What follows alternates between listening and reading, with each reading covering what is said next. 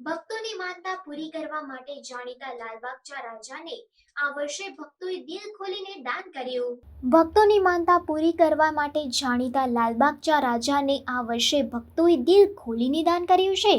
ગણેશોત્સવ 7 સપ્ટેમ્બરથી 17 સપ્ટેમ્બર સુધી હતો, પણ અસંખ્ય ભક્તોએ બાપાની મૂર્તિનું વિસર્જન થયા બાદ પણ 20 સપ્ટેમ્બર સુધી દાન આપવાનું ચાલુ રાખ્યું હતું. આથી લાલબાગચા રાજા સાર્વજનિક ગણેશોત્સવ મંડળને મળેલા દાનની અંતિમ ગણતરી ગઈકાલ સુધી ચાલુ રાખવામાં આવી હતી.